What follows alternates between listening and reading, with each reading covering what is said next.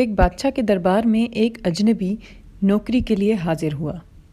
بادشاہ نے اسے خاص گھوڑوں کے استبل کا انچارج بنا لیا جو حال ہی میں فوت ہو چکا تھا۔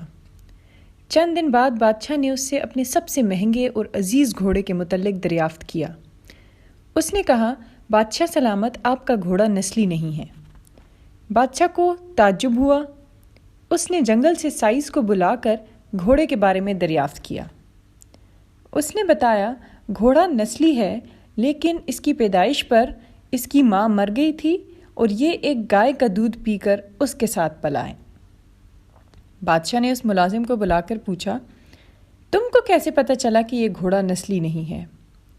ملازم نے کہا، بادشاہ سلامت، جب یہ گھاس کھاتا ہے تو گایوں کی طرح سر نیچے کر کے کھاتا ہے، جبکہ نسلی گھوڑا گھاس منہ میں لے کر سر اٹھا لیتا ہے۔ بادشاہ اس کی عقلمندی سے بہت متاثر ہوا اور اس کے گھر اناج، گھی، بھنے دمبے اور پرندوں کا اعلیٰ گوشت بطور انعام بھجوا دیا، اور اس کے ساتھ ساتھ اسے ترقی دے کر ملکہ کے محل میں تعینات کر دیا۔ چند دنوں بعد بادشاہ نے اس سے بیگم کے بارے میں رائے مانگی۔ اس نے کہا، بادشاہ سلامت، آپ کی بیگم کے طور و اطوار تو ملکہ جیسے ہیں، لیکن اصل میں شہزادی نہیں ہے۔ بادشاہ کے پیروں تلے سے زمین نکل گئی۔ حواس بحال ہوئے تو ساس کو بلاوا بھیجا، سارا معاملہ اسے سنایا اور بیگم کے بارے میں دریافت کیا۔ اس نے کہا، بیٹا، حقیقت یہ ہے کہ تمہارے باپ نے میرے خاوند سے ہماری بیٹی کی پیدائش پر ہی رشتہ مانگ لیا تھا، لیکن ہماری بیٹی 6 ماہ ہی میں فوت ہو گئی تھی۔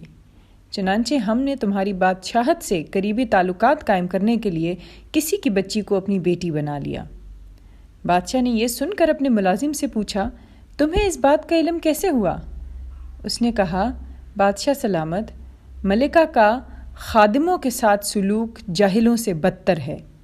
یہ طور و اطوار ایک شہزادی کے نہیں ہو سکتے۔ بادشاہ نے ایک بار پھر اس کی عقلمندی سے خاصا متاثر ہو کر اسے بہت سا اناج، بھیڑ بکریاں بطور انعام دیں اور ساتھ ہی اسے اپنے دربار میں متعین کر دیا۔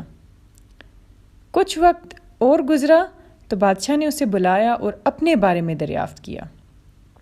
ملازم نے جان کی امان مانگی۔ بادشاہ نے وعدہ کر لیا۔ اس نے کہا، بادشاہ سلامت، نہ تو آپ بادشاہ زادے ہیں اور نہ آپ کا چلن بادشاہوں والا ہے۔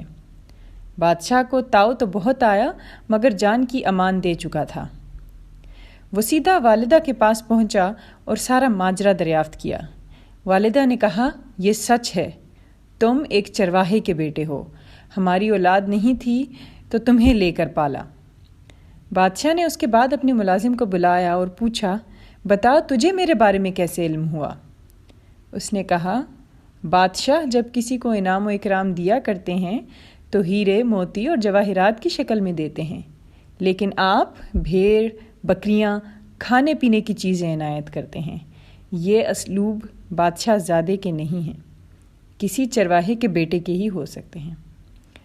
دوستو، ہماری عادتیں ہماری نسلوں کا پتہ دیتی ہیں۔ عادات، اخلاق اور طرز عمل خون اور نسل دونوں کی پہچان کرا دیتے ہیں۔ دوستو، اس طرح کی مزید سبق آموز کہانیوں کے لیے برائے مہربانی ہمارے چینل کو سبسکرائب کریں اور ساتھ ہی بیل آئیکن کو پریس کریں تاکہ ہماری نئی ویڈیوز کی نوٹیفیکیشن آپ کو بروقت مل سکے۔ شکریہ۔